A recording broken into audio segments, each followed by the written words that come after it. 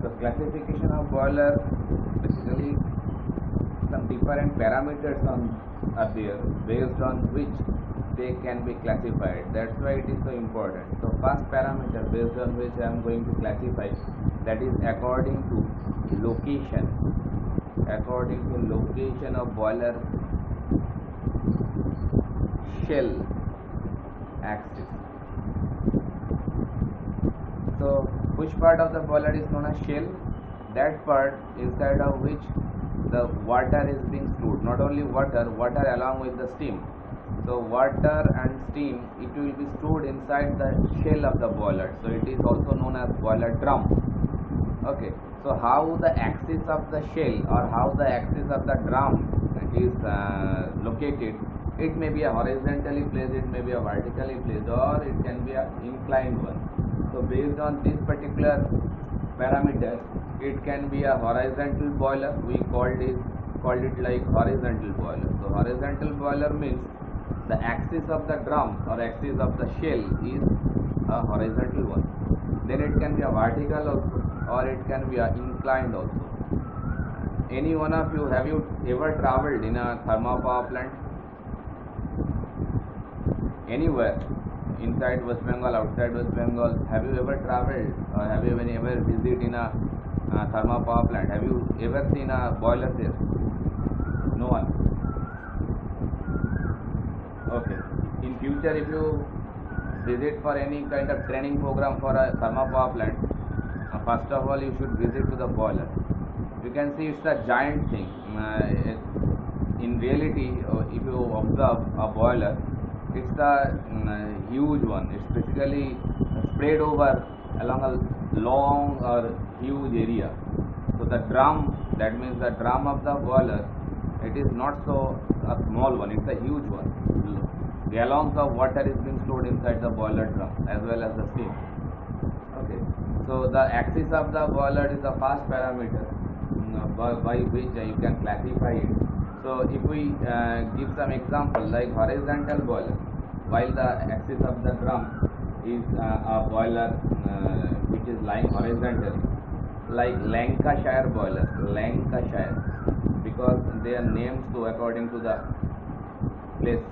Lancashire or locomotive, these are different name of boilers. Still some people are admitting. So it's an example of horizontal boiler, Lancashire boiler, locomotive boiler, or I can name it Babcock Wilcox boiler. It is also a name of a boiler by the name of the scientist invented it. Okay. Then if I go for a vertical type boiler, I can give some example like Cochrane boiler. Cochrane boiler is a very primitive one. It's a very old guys actually in the market of boiler. It's a very simple and primitive type boiler. Okay. So it is a good example, as well as vertical boiler is another one, vertical boiler. So these two are the example you can take for vertical boiler. The next parameter is based on which it can be classified, like what are the material flowing inside the tube. That parameter can be written like this: according to the flowing medium or flow medium inside the tubes. Now first of all you should know which kind of tube we are talking about. They are those tubes inside of which either some hot gases will flow and the surrounding space will be covered by water. And the second type can be some tubes will be there inside of which water will flow and the surrounding space will be filled by hot gases. Okay, so like this way, suppose this is one tube inside of which some water is being flowing, like this blue colored dash line, it is the water. Okay, now the enveloping zone, that means this surrounding zone of this tube is completely filled by hot gases. From where these gases are coming? Obviously due to the combustion of fuel. From the combustion zone, these hot gases are coming. So that hot gases creating an envelope for this tube. So obviously due to the heat transfer, the water which is flowing inside the tube, it will be converted into steam. It's very simple logic behind it, because the heat transfer will take place between hotter fluid and the cooler fluid. Cooler fluid means the water, and the hotter fluid means the hot combustion after combustion gases. They are also known as flue gas. We will use this particular term as hot gas, FLUE, flue gas. Okay. So in between this flue gas and water, that heat transfer will take place. As a result of that, water will be converted into steam. If this kind of concept is followed, then that boiler is known as water tube boiler. Because the water is being flowing inside the tube and the surrounding space completely filled by hot gases. That is a boiler which is known as water tube boiler. And the reverse one also can be executed, like inside the tube hot gases will flow. Just the reverse one, inside the tube there is hot gases. That means after combustion gases flowing through this tube, and the surrounding space is completely filled by water. Surrounding space of this tube, it is completely filled by water. That means water is creating that envelope of the tube. So here also the heat transfer will take place. Here the outside envelope is being done by water, that is water, and the inside of the tube it is completely hot gas, that is known as flue gas. Okay, so that kind of concept if we follow, then that boiler will be known as fire tube boiler. Why it is known as fire tube? Because we are assuming the fire is flowing inside the tube. Actually fire will not flow, but the flue gas which is flowing through the tube, they are as hot as like fire. That's why we consider that fire is flowing through the tube. That kind of boiler is also known as fire tube boiler. So in between this water tube and fire tube, if I put some example, like fire tube boiler can be like this Cochrane boiler. I can encircle the name. Okay, this Cochrane type or vertical boiler, both of them are fire tube boiler. Okay, here locomotive and Lancashire, these two also example of fire tube boiler. And I encircle the Babcock Wilcox boiler, that is basically a water tube boiler. So this blue one is a example of water tube boiler, and rest all four they are example of fire tube boiler. Both the cases the heat transfer will take place, but in the term of efficiency we have seen that the thermal efficiency or the steam generation capacity will be better in case of water tube boiler. Okay, so that is the second point based on which we can classify. Then the third point doing the classification is according to the boiler pressure. That is very important. According to boiler pressure, because not only in thermal power plant we use boiler, not really. Apart of thermal power plant, we can also use the boiler. Suppose in a case of a sugar mill, in a pharmaceutical plant, in pharmaceutical plant or in a sugar mill or in a rice mill, we also use boiler for just drying up the ingredients. Once upon a time I was in a pharmaceutical company. They produce medicine. There I have seen a Cochrane boiler. That's why I can say something regarding a Cochrane boiler. Cochrane boiler is a old guy. Okay, it is basically a primitive type boiler. It's a fire tube boiler. The construction is not so large. Okay, just like a height of 20 feet or 25 feet from the ground. It's a very small one. So it will generate some steam. Obviously the generation capacity will be smaller comparing with some modern boiler. Nowadays in power plant we cannot see this kind of boiler. Nowadays we are seeing critical boiler, high pressure boiler we are using. Okay. So Cochrane boiler produce lesser amount of steam. That steam you cannot use to rotate a turbine. Okay, that kind of boiler you can only use to drying up some agents. So in a pharmaceutical company, they used to dry some ingredients for making the medicine like tablets or capsules. The ingredients should be dried up first. So that way, that hot steam will be used to dry it up the ingredients to making that to produce that tablet or capsule. Okay, that purpose also served by a boiler. In sugar mill or in rice mill also, they used to use that boiler steam just to drying up the agent. So not really that we always require a boiler for thermal power plant, not really.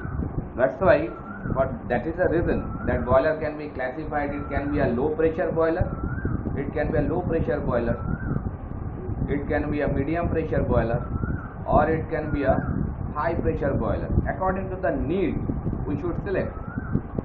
Obviously, in case of a thermal power plant, while the need of steam just to rotate the turbine, because we need lots of heat value. If the steam having more heat, so more amount of mechanical energy can be achieved, isn't it? Basically, what we do in thermal power plant, the hot steam coming from the boiler, obviously it will having lots of heat energy inside it, and we know that energy cannot be created nor be destroyed. We only can convert the energy from one form to another. So that heat energy, it is stored inside the steam, isn't it? The steam which is coming from the boiler itself. That steam possesses lots of heat energy with it. Now that heat energy is going to transfer or going to convey into the turbine. And in the turbine, what that steam will do? The steam will coming with a high velocity. It will hit to the turbine blade. As a result of that, turbine will rotate. So it is being converted into mechanical energy. Some rotation is there. So due to that rotation, we can say it is a form of mechanical energy. Either rotation or a linear motion, it is a form of mechanical energy. So basically what we do energy conversion from heat energy to the mechanical energy. With the help of steam, the heat energy is coming, and with the help of turbine, it is being converted into mechanical energy. That's why that energy conversion we are actually doing with the help of boiler and turbine. So if the steam is still someone is entering. So if the steam is having lots of heat energy with it, obviously the mechanical energy conversion will be more. So as a result of that, it will be beneficial for us. That's why always power plant chooses high pressure boiler. High pressure means it will generate a steam with heavy huge pressure, as well as heat value also will be higher. So how they can be designated? It is a low pressure or it is a high pressure or medium pressure? Obviously based on some pressure value. If the pressure of steam is less than 20 bar, then it is known as low pressure boiler. If the pressure of boiler, if it is a range of 20 to 75, all the units are in bar, and if the pressure unit is more than 75 bar, then it is a high pressure boiler. I think you people are well aware of bar. Do you know what is bar? Anybody? Hello, are you there? So if we convert that bar into Pascal, what will be the relation among them? It will be needed to solve the numerical. That's why I am asking. Do you know that? Okay, very good. So 1 bar is nothing but, yes, 10 to the power 5. Fine. Who told it? Yes, Ankun, I can see.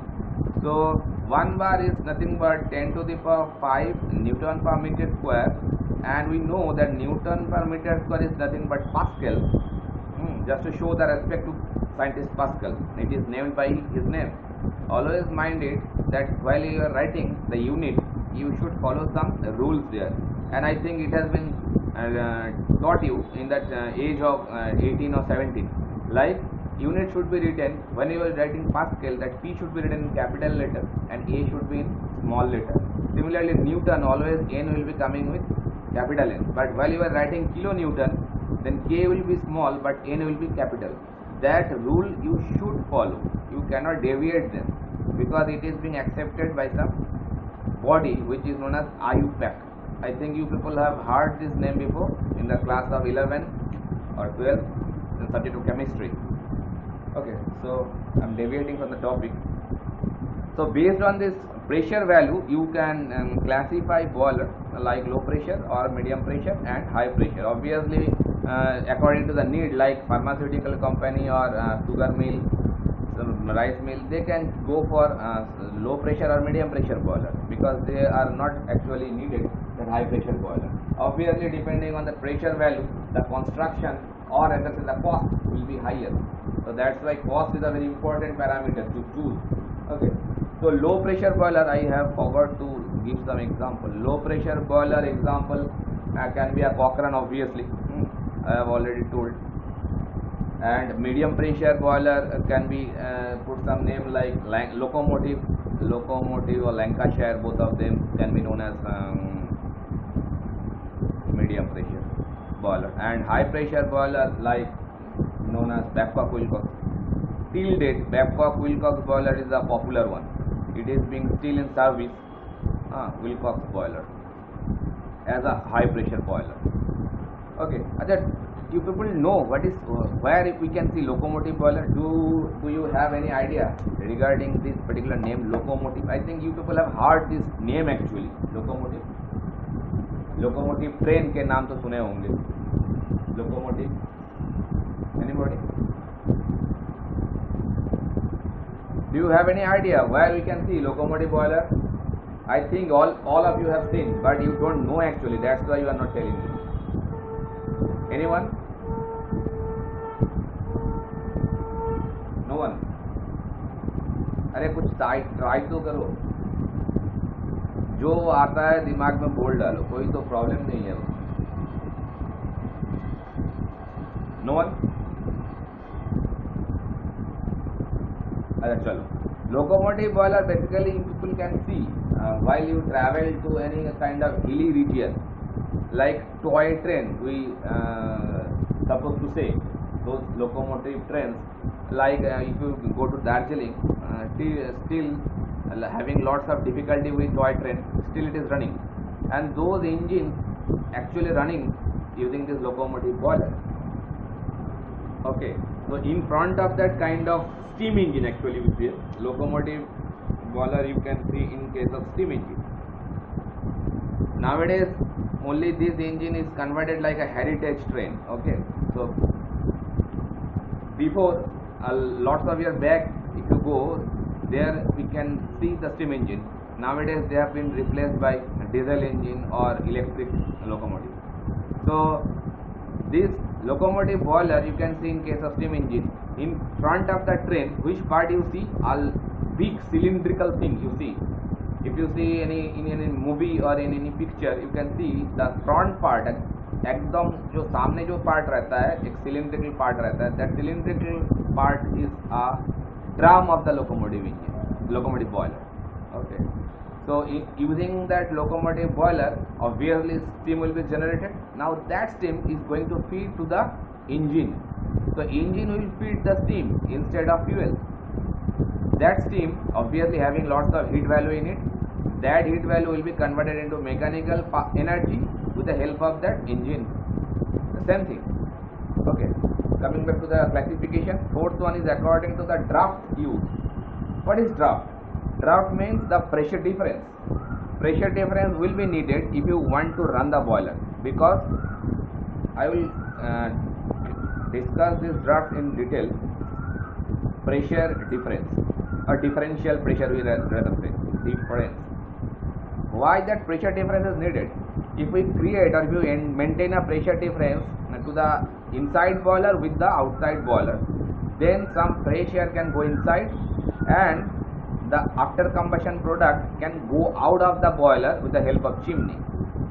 There must be some pressure difference, because we know from our childhood knowledge that a fluid can flow if there is a pressure difference. Without pressure difference, a fluid cannot flow. Repeating my words. Without having pressure difference, a fluid cannot flow.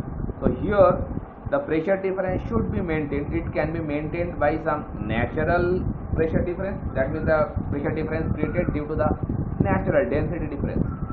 And if it is done with the help of some external means, like having some external fans or blower, then it is a artificial process.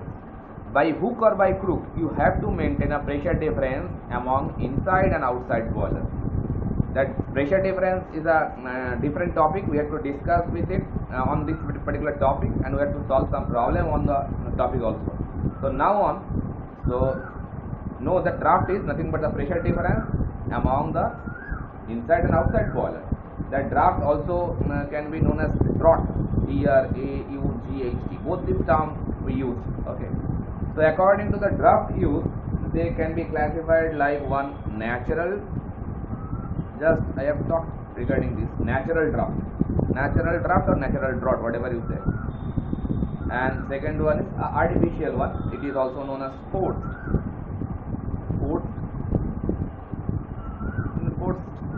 draft or forced circulation, you can say. It is also known as artificial.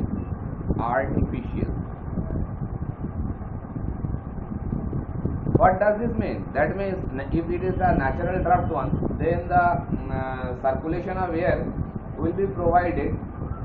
Obviously it should be there, but with the help of density difference. So natural draft will only occur due to the density difference.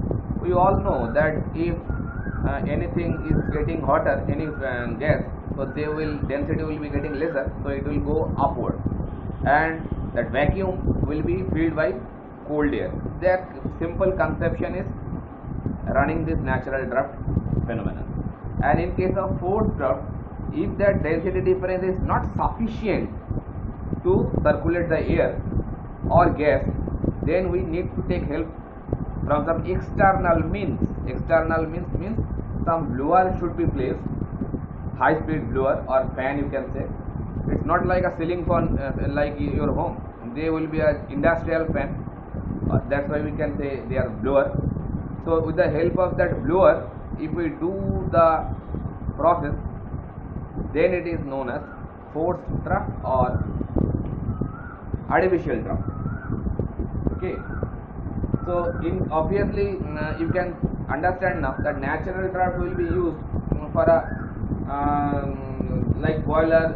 Natural draft is used being Cochrane boiler. I have seen that no external means is there to flow the air or gas. So in case of natural draft, example is Cochrane boiler as well as Lancashire boiler. Both of them are example of natural draft boiler. And forced boiler, you can give some example like Lamont is obviously a modern boiler, Lamont boiler. Okay, so this is the parameter based on which also we can classify the boiler. Okay, then the fifth one,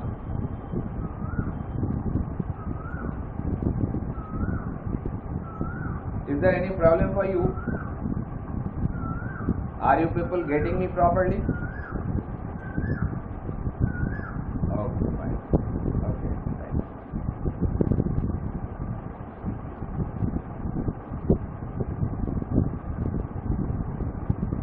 So, if that this kind of by the pressure difference, what we told just before of that due to the pressure difference, that after combustion gases will go out of the boiler and fresh air will come inside to the boiler. That is the pressure difference, and that same thing can be conveyed or continued for the circulation part also. So according to water circulation, because the water is also circulated inside the boiler. Okay, so if it is a water tube boiler, then water will be circulated through the tubes, and if it is a fire tube boiler, then water will flow surrounding the space of tube. So obviously the water also must be circulated. Hot water slowly they will go up and the cold water come down. That kind of circulation also is needed for water also. So due to this water circulation, they also can be classified like natural, and it can be a forced also. So before of that, we have talked about the draft, which is basically used for that after combustion product circulation, and that means the gaseous part. And if we go for the liquid part, that is the water, that way also we need a circulation. It can be a natural one or it can be a forced one.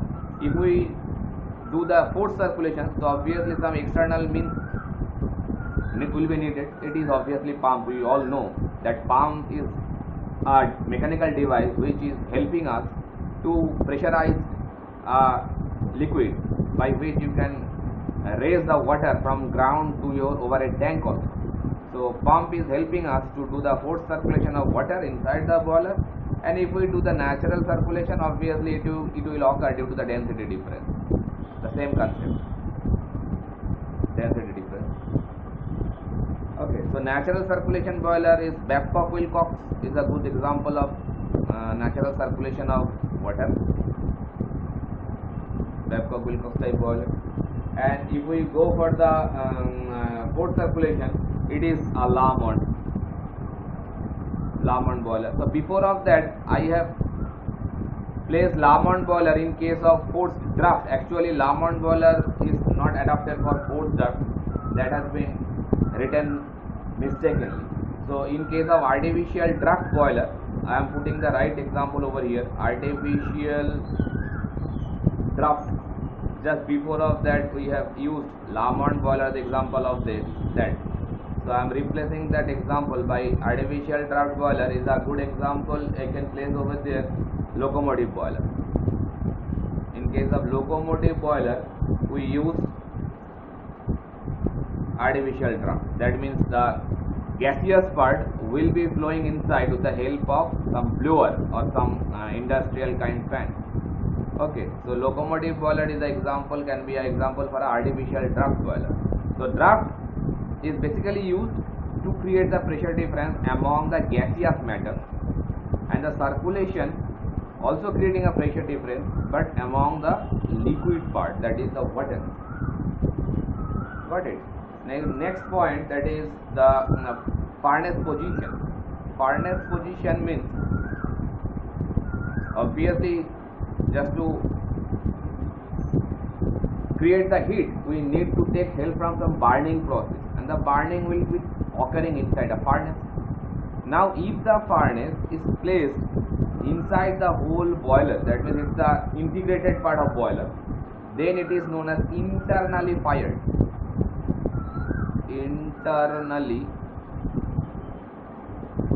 Internally fired means if the boiler, if the furnace is being placed inside the boiler drum. Well, what I am saying, if the boiler in a furnace is being placed inside the drum means the shell, that kind of boiler actually there.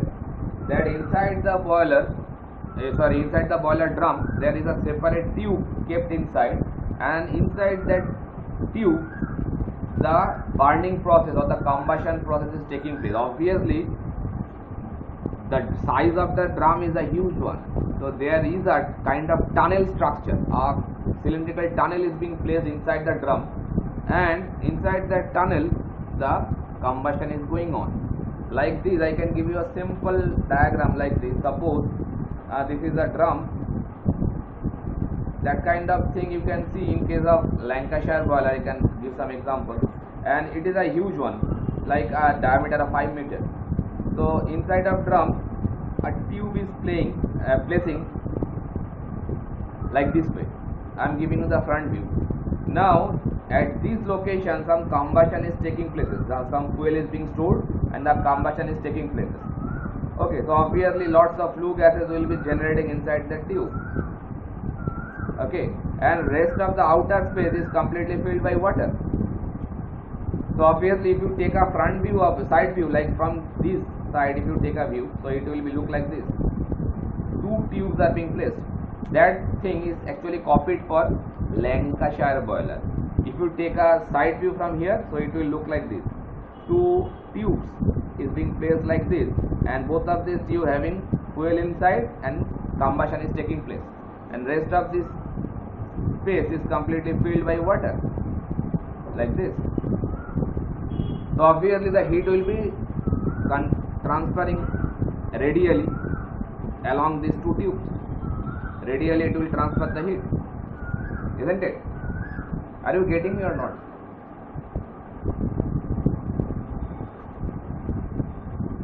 Thank you.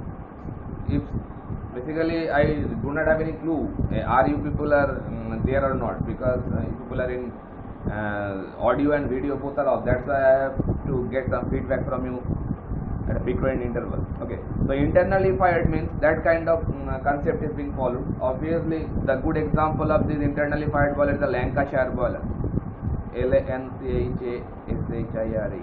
Lancashire boiler is a good example of internally fired boiler. And externally fired boiler is also can be there. Externally fired. Externally fired means this will not happen there. Out of the drum the combustion will take place. Out of the drum some combustion chamber is there. A grate will be there.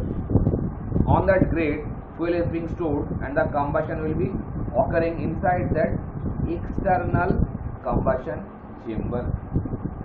Understood? Most of the boilers actually they are externally fired. Okay, and it's a good example like according to the externally fired boiler you can give some good example like locomotive boiler is a good example. Locomotive boiler, locomotive. Like in case of steam engine, the firing is being occurring outside the drum. As well as Babcock-Wilcox boiler is also an example. Babcock-Wilcox boiler also an example of a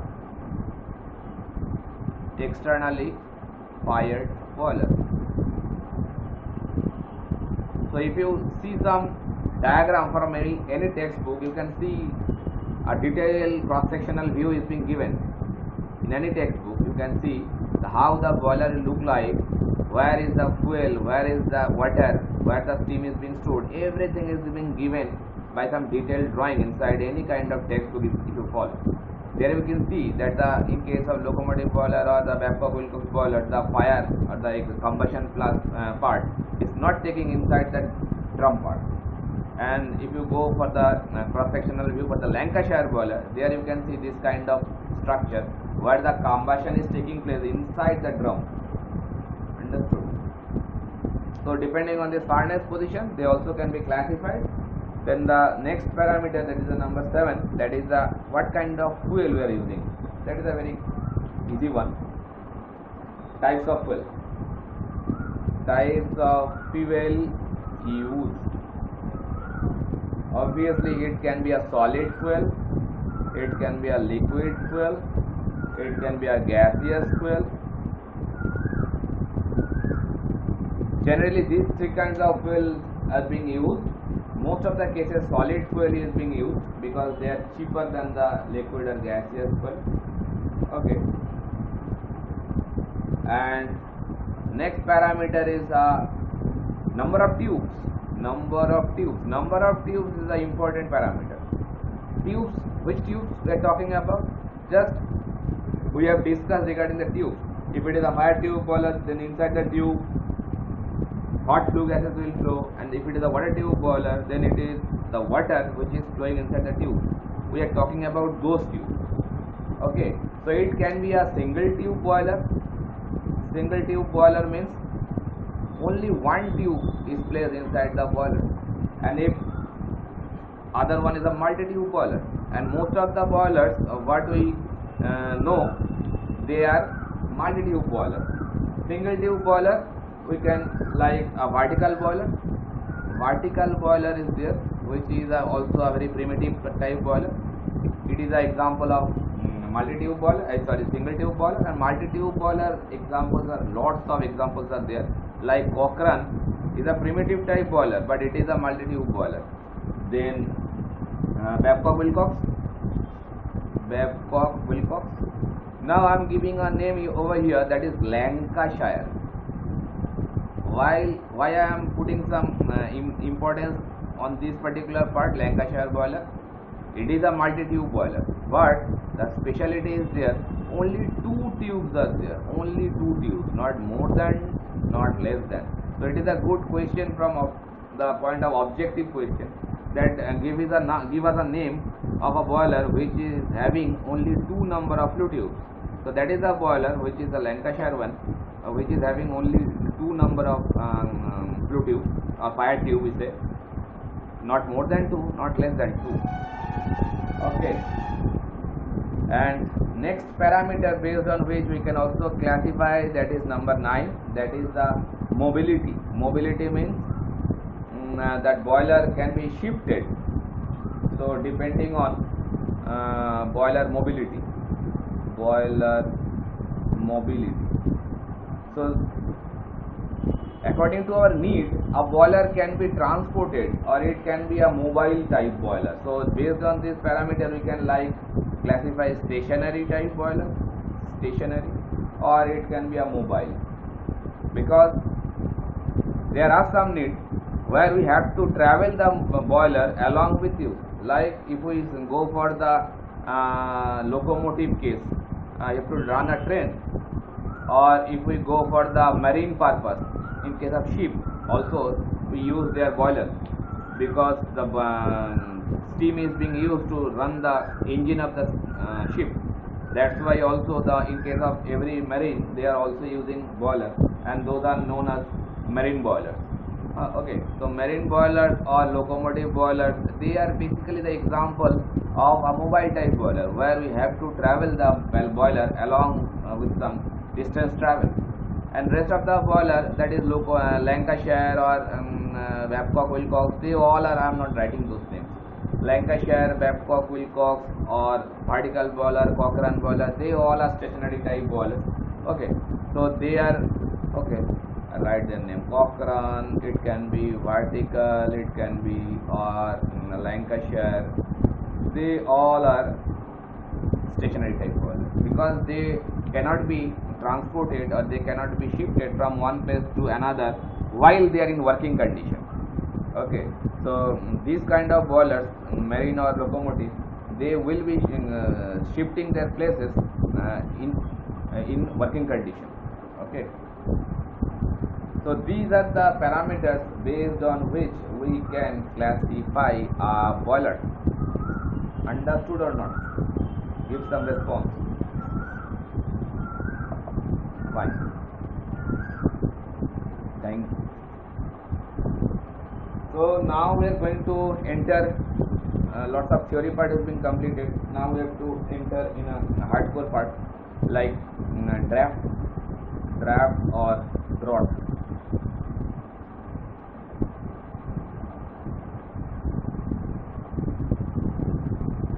It is also a system of boiler, because we have discussed regarding the system of boiler.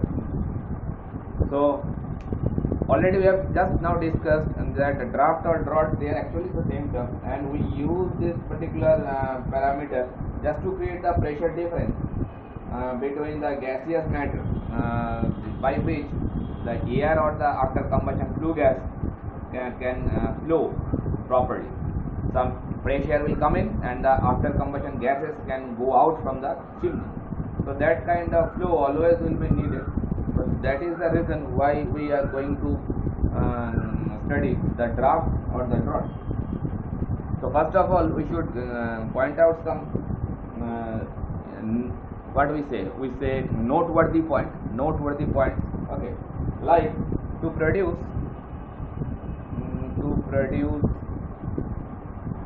the required flow. If I go with some spelling mistakes, so please ignore them. Okay, so to produce the required flow of air or gases. Which gases? After combustion gas. Pressure differential, or other say differential pressure. Pressure differential is needed. That is the first thing why we need this system. Okay, so the term, either you say draught, D-R-A-U-G-H-T, or draft, D-R-A-F-T, is used to define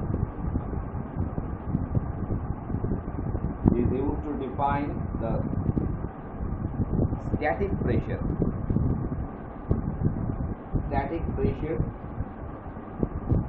in the furnace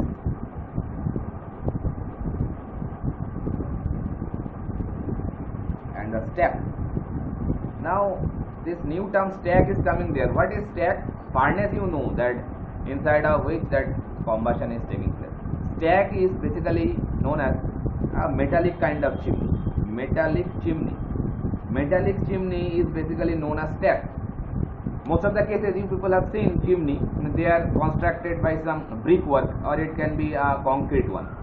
Most of the furnace chimney, whatever you see, I am not talking about the cooking chimney or kitchen chimney. Okay, they are not so discussed over this particular subject. We are talking about the chimney which is dealing with the boiler. Okay, so most of the cases they are made by concrete structure or it can be a brick structure.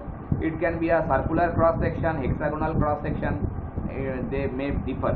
Okay, and you also have seen some metallic chimney, so for some small type of boiler or low pressure boiler. Like I can say for a locomotive case, locomotive type boiler, we use metallic chimney. And you have also seen in that in any movie or any picture, the chimney part for a locomotive engine is a small one. In front of the एकदम सामने वो chimney part रहता है जहाँ से वो white smoke is getting ejaculated. While the steam engine is stopped in a station, you can see lots of hot smoke is coming at the front of the chimney, at the front of the train. Lots of fumes is coming out. So the hot gas is coming out from the stack. It is not not say it is a chimney. It is a metallic short chimney which is known as stack. So stack is nothing but the metallic chimney. We say it is a stack. So it is the other name or another name of chimney, nothing else. Okay. So we have to provide why we need this draft or dot, because it is essential to supply a sufficient quantity of air. So I should write that point also. It is essential. It is means the draft. It is essential. It is essential to supply a sufficient quantity of air for combustion, and second function is that to remove the product of combustion. Obviously it is also needed, product of combustion. Why it is needed? Because if we do not remove the after combustion gases, then the fresh air cannot come in. That's why always we have to remove the after combustion part from the boiler to the atmosphere, then a fresh air can come in. Otherwise it will be affect the combustion procedure. If the after combustion gases cannot go outside of the boiler, then the fresh air will not come in. As a result of that, combustion will be getting stopped slowly. And if the combustion is getting stopped, obviously steam generation will not be there.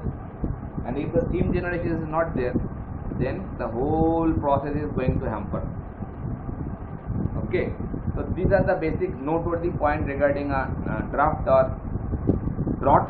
And obviously I have already classified, it can be a forced one, it can be a natural one.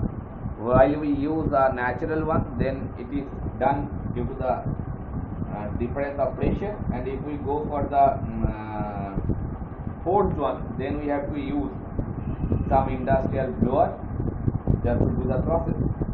Understood? Now we are going to see derivation part, where we can see what is the amount of pressure difference, because I have just told you that the pressure difference is the key role by which you can maintain that flow of gas. So what is that expression of that particular pressure difference to maintain that flow? That thing we are going to derive in case of natural draught, because in case of forced draught actually we do not require that expression, because with the help of increasing pressure difference by some external blower or fan we can do the process very easily, because you have that control in your hand. You can increase the amount of pressure by increasing the speed of blower or fan. So this expression is what we are going to derive now. It is not so necessary for artificial draught or the mechanical draught also. We can say mechanical draught is also other name of artificial draught, where we can use some external means. But in case of natural draught we have to maintain the pressure difference. That expression that we are going to build now, that is only valid for natural draught. Okay, so for natural draught it is produced, that natural draught is produced by chimney or stack. These are the chimney or stack, they are basically the same thing. That element is the main key role player to create that draught. Okay, and second parameter, that is the density difference.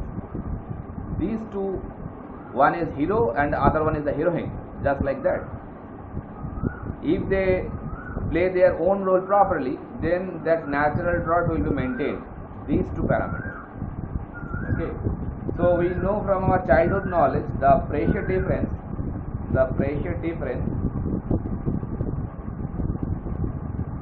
we can see by del P, and it is expressed by density, and basically we have to maintain a difference of density with G and with H. What are these parameters? Obviously rho A, that is the symbol rho, not P. This is the symbol of rho, RHO. It's a Latin one, and I think you people are familiar with this symbol, rho, and that is the P, stands for pressure. So rho is the density of air. That means the atmospheric air we are talking about here. That is the air which is in atmosphere. And rho G, that is the average gas density. Average gas density. Why I am talking about average? Because you can see that if inside the chimney, obviously a chimney will be a very taller one, like 30 meter or 35 meter. We will talk regarding this particular topic. So for this huge height, the gas which is resting at the bottom part of the chimney, obviously it is having lots of huge amount of heat with it. So if the temperature is higher, then the density will be lesser. And while the gas is traveling through the chimney, at the top part of the chimney, some amount of heat will be getting lost due to radiation or conduction. So what will happen? The density will getting less. That's why you have to encounter this average gas density. Okay, because the density of the gas, that is the after combustion product, is going to vary. So average gas density in the chimney.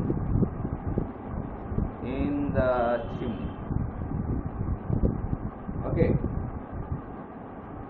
density at the top of chimney, obviously density at the top of the chimney, obviously it is less, and at the bottom it is high.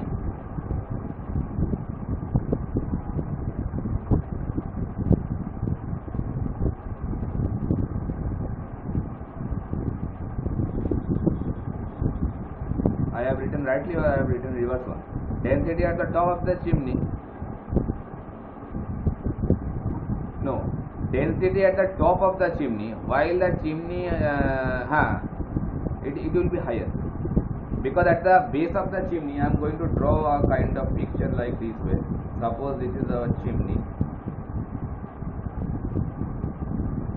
So a simplified diagram. Okay, from here what is coming inside? That exhaust, exhaust flue gas, which is coming from the boiler. That means after combustion gases, after exchanging the heat with the water, that hot gas is going to enter in the chimney. So obviously that exhaust flue gas is having lots of heat with it. Still now it is going to be exhaust, but still now lots of heat value is having inside the flue gas, which is entering the chimney. So it is the base part of the chimney, isn't it? That is the base part of the chimney. So at the base, while the gas is very hot, then the density is getting low. So density at the top of the chimney it is high, and the bottom of the chimney it is low, because if the temperature is getting very high, then the density will be less, and if the temperature is getting low, then the density will be higher in case of gas. And this part is the top part of the chimney. So from here the gas will go like this. Okay, so outside the chimney, that is the density of air. So I am writing here rho A. It is the symbol of density rho. So that is the air density which is lying out of the chimney, and the gas which is flowing inside the chimney, that is rho G. Now I am taking the average density, because at the bottom and the top the density will vary of the gas. That's why I have to consider the average density, nothing else. And if we consider that is the top part of the chimney, then that will be the, like this is the axis part. So from here it is the height of the chimney. So capital H is the height of the chimney, that is height of chimney. That is a very important parameter. And G we all know, that is the gravitational acceleration. So that is the pressure difference. We have to find out the expression of it. Understood till whatever we have done till now? Is there any confusion for anyone? Okay, then we are proceeding. I have to remove this particular part, but I am keeping the drawing because it will help us to understand the thing. Now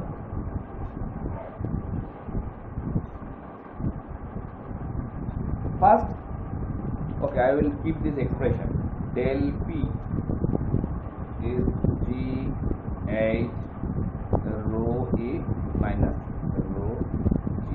What we are going to do now? We are going to find the expression of rho A and rho G. Nothing else. That is our objective. We have to find the value or expression for density of air and the density of gas. Okay. So just to do that thing, we have to go through a little bit regarding some basic thermodynamics. Basic thermodynamics. That means the gas law, like this. Okay. So first thing, we have to consider one assumption. Assuming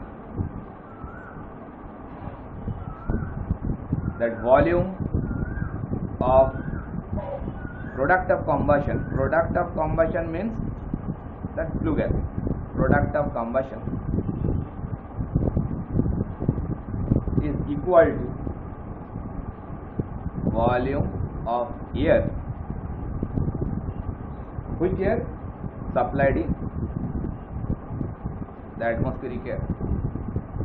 It's a very simple assumption that whatever gas is producing in the boiler, that is nothing but the volume of air which is supplied in inside the boiler from the atmosphere.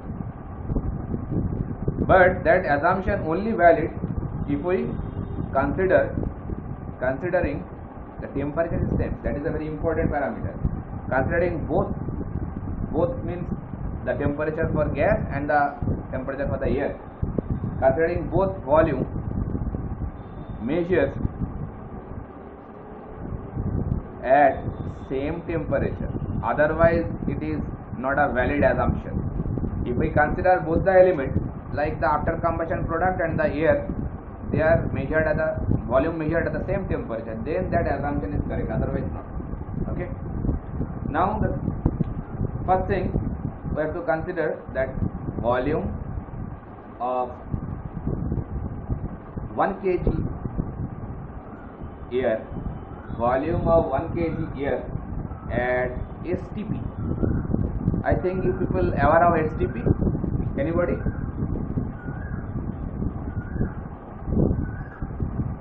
What is the standard temperature and pressure value we take? 760 mm of Hg, that is the pressure, and the temperature.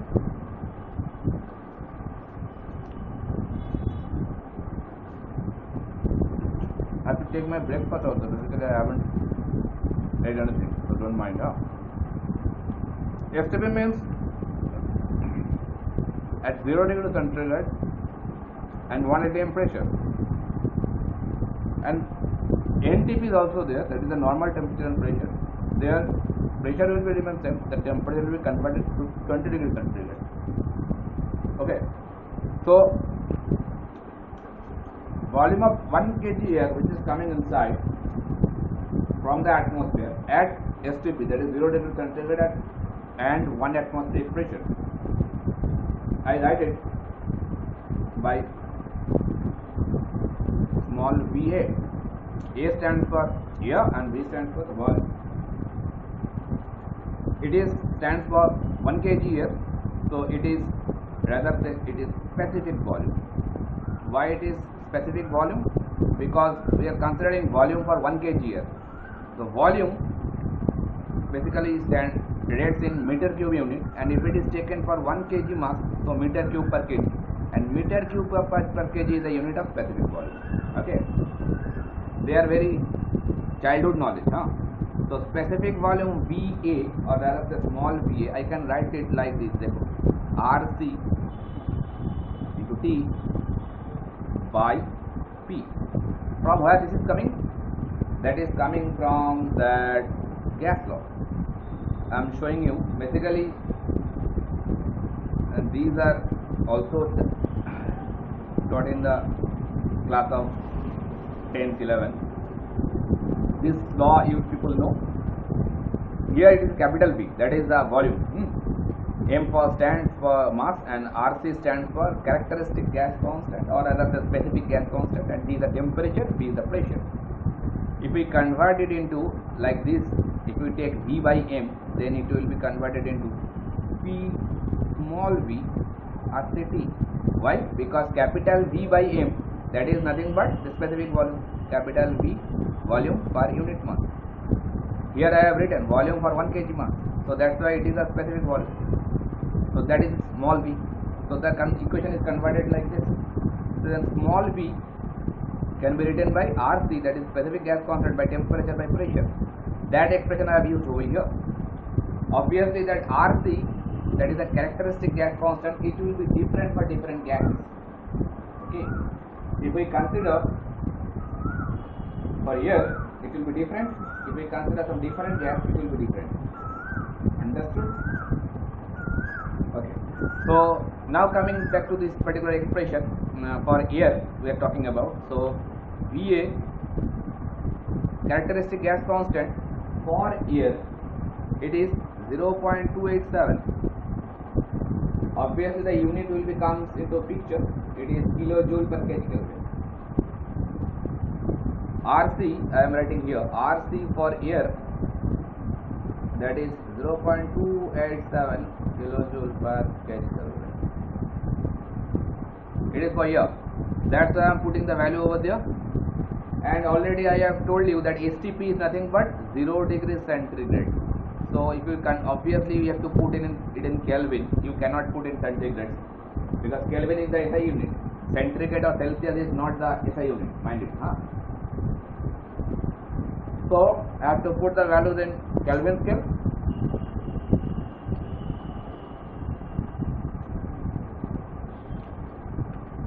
And pressure, we are talking about 1 atm pressure, 1 atm. So 1 atm, if we convert it into Pascal, it will be equal with 101.325 kilopascal. That is the pressure of atmospheric pressure. Put that value, because the air outside the chimney, it is at atmospheric pressure 101.325 kilopascal. You can see that 0.287 also is in kilo unit. It is also in kilo unit, so they will cancel each other. Just do the calculation. If you use your scientific calculator, you can get the value of VA in terms of some physical value it will give you. I have done the calculation already, so using the calculator, so from there I can get specific volume of air. It will give you 0.7733. If anybody using calculator, they can confirm me. So that is the value of specific volume of air which is needed for 1 kg of fuel combustion. That what does this mean? That means 1 kg of fuel will be burned with the help of this amount of air. That is the simplified form. Understood? Now I will erase this particular part. Whatever I have collected, that is the volume of air. Now I can write, so volume of m kg air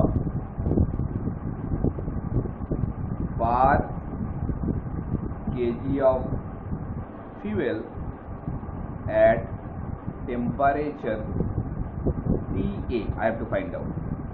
Just what I have find out, that is the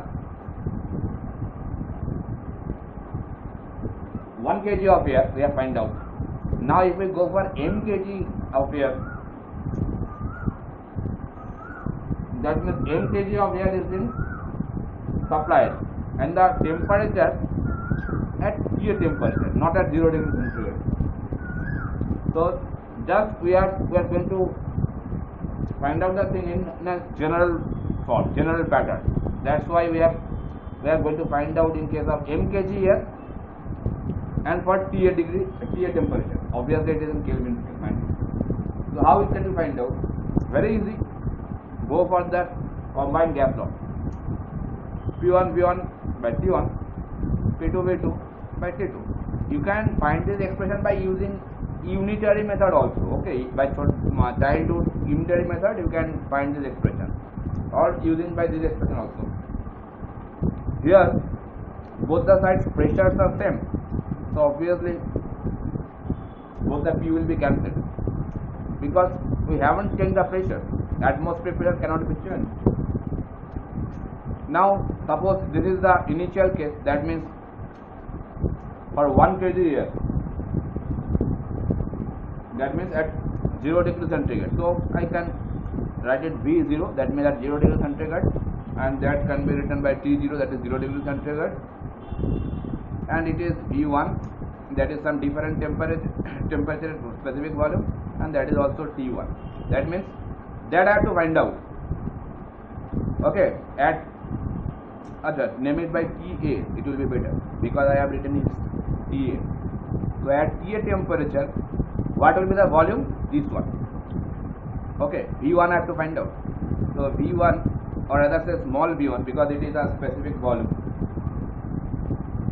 This V0 already we have find out 0.7733, and this T0, that is nothing but the 0 degree centigrade, so 273 Kelvin, and it will be multiplied with TA, isn't it?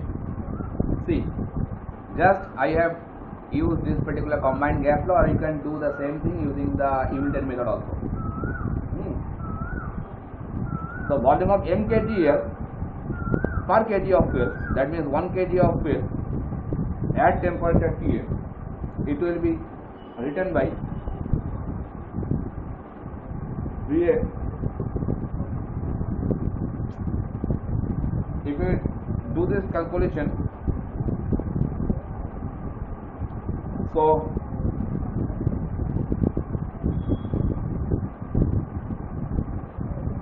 okay, one thing should be considered. For m kg air, one m will coming over there, because this is for 1 kg air. That means for m kg air, 1 m should come over there, isn't it? Obviously. So that VA will come in 0.7733 m into TA by 273, because this expression whatever we have derived before of this, that is for 1 kg air. Now going for m kg air, so obviously some m will be coming over there. It's a kind of simple unitary method, nothing else. So that is the specific volume of air. Okay, and if we convert it into total volume, it is a specific volume, and if we convert it into total volume, then what will be there? From specific volume is meter cube per kg. The unit of specific volume is meter cube per kg, and if you want to convert it into total volume, then mass will be multiplied with it. So this kg will cancel, then it is coming capital P. That means the total volume, isn't it? So from specific volume, you can easily convert it in total volume just by multiplying the mass with it. Okay. So that's why this is actually the total volume. That's why this m is coming there, nothing else. Because this is the specific volume part. Okay. If we want to convert it in total volume, the mass should be multiplied with it, and I have multiplied this mass with it, m. That's why it is not in specific volume, that is the total volume. Okay, that's why this small m is coming there, nothing else. Total volume of air. Total volume of air for m kg mass, and it is needed for 1 kg fuel burning at temperature TA. That is the thing. Now if we got the expression of VA, what we have to find out? Rho A. So what do we do now? If we got the value of VA, that is the volume, then if we want to find out the density, it is a small formula we know, density equals to mass by volume. That formula is also a very old one. That formula we have to find out by using this thing as a volume. So density of air, that is rho A. Rho A, how we can find out? 1 second, someone is okay. So if you are going to find out the density of air, then how we can find out? Mass will be needed. How much mass? M kg of air. So mass will be there, and divided by the volume, that is the volume. It is not the total specific volume, it is the total volume. 0.7733 m into TA, that whole expression should be placed by 273. That is the density of air. Now do the calculation. 273 will go up. So that way, if you calculate with the help of your calculator, you can find out this expression will give you a form like this. 273. You can see both these mass will be cancelled. So 273 will go up, and at the bottom 0.7733 into TA will be there. So finally, from here, do the calculation. You will get it like bottom TA will be there, at the top 353 will come. So 353 by TA, that is the density of air. This part we got. Okay, keep it stored. Now find the value of rho G. बस rho G find करने से काम खत्म हो जाएगा. यही second part है. Just to find out the density of gas. Now what we have considered that m, that is the mass of air. What we have considered, that is the mass of air for combustion of 1 kg fuel. That we have considered at the first. 1 kg fuel burn करने के लिए m kg of air हमें चाहिए. तो एक चीज बोलो, अगर 1 kg फ्यूल को बर्न करने के लिए m kg फ्यूल एयर चाहिए, तो मास ऑफ गैसेस कितना हो जाएगा? Mass of gas, mass of flue gas कितना होगा? It's a very easy question. m kg air is already there and it is burned with 1 kg fuel. So gas will be generated with the help of air and fuel, isn't it? So air mass is m kg and it is being burned with 1 kg of fuel. So m plus 1 kg is the amount of, or the other say the mass of flue gas, isn't it? Tell me if there is any confusion for you. If the mass of air which you are burning, that is m kg, and it is used to burn 1 kg fuel, then the flue gas will be generated from there.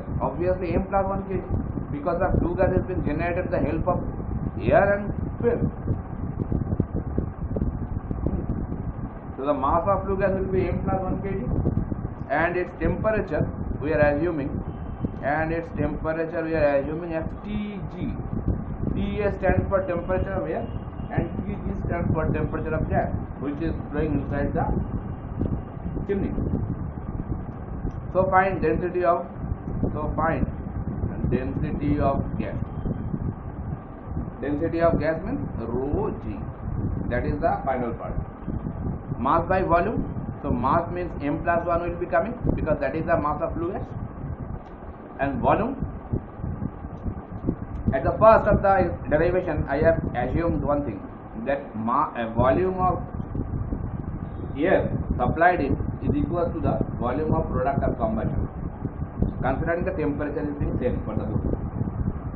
So that way I can put that same expression, that is the volume of air we have derived, that same thing we can put over here, that 0.777733 m into, instead of Ta I should place Tg. That expression stands for Ta, temperature of air. Here temperature of gas should be there. Rest of the things are very same. You can check your copy. That same expression I am placing it over here, because we have considered the volume of both the things will be remain same at same temperature. That's why I am placing the same expression. Just I have replaced the Ta with the help of Tg, nothing else. So if you do the simple calculation over there, what it will give you, ऊपर m plus 1, नीचे m, तो रह जाएगा. It will give you like rho g equals to, if you do the calculation rightly, it will give you 353 by Tg into m plus 1 by m. Just do your calculation with your own pen and copy. You can find this kind of expression will come out. That is the expression. What it is giving? It is giving the density of gas. Now in this expression I have to substitute both these expressions, that is rho a and rho g, and that will be the final expression what we have to remember just to solve the numerical. So if we put this expression on this equation, so what it is giving you, del P, that is the differential pressure we need, just 353 take some common, and G 353 will come out, and Ga is already being there at the output part, outside of the bracket. So inside of bracket I will put a third brace, it will do better. 1 by Ta, do the calculation, just arrange this expression like this way, 1 by Tg, it will give you this kind of expression. Okay, and this expression is known as theoretical draught. If any question in any numerical asks you that what is be the theoretical draught or theoretical draft, so that point of time you have to use this particular expression by which you can find out the theoretical draught. Okay, so that pressure differential you also can measure with the help of water column. I think you people are known with the water column, like using a manometer. Manometer is being actually is being taught. Do you people know what is manometer? Anybody? Hello?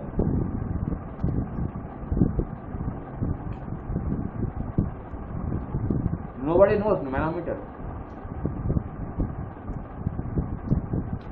Manometer is basically a instrument which is being used to measure the pressure difference.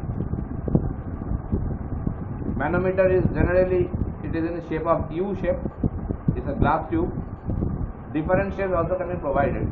It can be a straight tube also. Instead of manometer, suppose this end is connected with the pipeline inside which the gas is flowing, and the other end is completely free to atmosphere. So atmospheric pressure is there, and some manometric fluid will be there. Like generally we use mercury. So suppose this is a mercury. Okay. Now, if the pipe pressure to which this limb of the manometer is connected, if the pipe pressure is less than the atmospheric pressure, then mercury will go down and this side it will go up. And the reverse one, if the pressure inside the pipe is higher than the atmospheric pressure, then this pressure will push down the mercury, it will go down and this side will go up, isn't it? Now always there is a pressure head difference between these two limbs of mercury. Between the right limb and the left limb, a difference will be there if there is any pressure difference. Okay. Now inside the mercury, yes, a barometer is working with the same principle, but barometer is used to measure the atmospheric pressure only. But manometer is not really used to measure the atmosphere pressure. It is being used to measure the pressure difference between two different systems. Suppose the fluid flowing through the pipeline and the fluid kept at the atmosphere. Among these two different fluids, you can measure the pressure difference. Understood? So barometer is also working on the same principle, right? You are right. Okay. So if we replace this manometric fluid by water, suppose I have replaced the manometric fluid by water, it is also used. Manometric fluid as water is also being used. In our mechanical engineering lab, lots of manometer we can see there in a fluid lab, fluid mechanics or fluid machinery lab, and there we are using most of the time water as a manometric fluid. Okay. So if we use water as a manometric fluid, then the pressure difference between right and left limb, suppose it is measured by small h. Small h is representation of difference between these two limb of manometer. So then that pressure difference is expressed like a unit of millimeter of H2O. I think a few times back one of your colleagues told me that STP is 760 millimeter of Hg. What that does is mean 760 millimeter of Hg. That is coming from this manometer, Baba. Just in case of manometer, if you replace it is by barometer, then that 760 millimeter of Hg, it is the height of the mercury column. Because barometer is being used to measure the atmospheric pressure, and there also a mercury column will be there. If the mercury column is of 760 millimeter, then we say it is the atmospheric pressure. But here we are discussing the boiler pressure. So here the manometric fluid, if we consider like a water, then the pressure difference also can be measured in terms of millimeter of Hg. So this expression, this is also giving you the pressure difference. Okay. But if you want to convert it into millimeter of water in a different unit, then you can convert it into very easily. How? Very easily. Just we have to equate this particular expression in suppose manometric fluid is water, so del P I can write rho G H. This H is this H, head difference between two limbs, and rho is the water density, 1000, G is the 9.81, and H is this particular value. Okay, so 10 to the power 3 into G into small h will be equate with this expression. Okay, so 353 G capital H, instead of bracket this whole term will be copied over here. What will there? GG will be cancelled. GG will be cancelled. Okay, and this H, basically that whole part, right side part, it is in SI unit, so they are all in meter unit. Okay, so generally this difference, it is basically comes in terms of meter.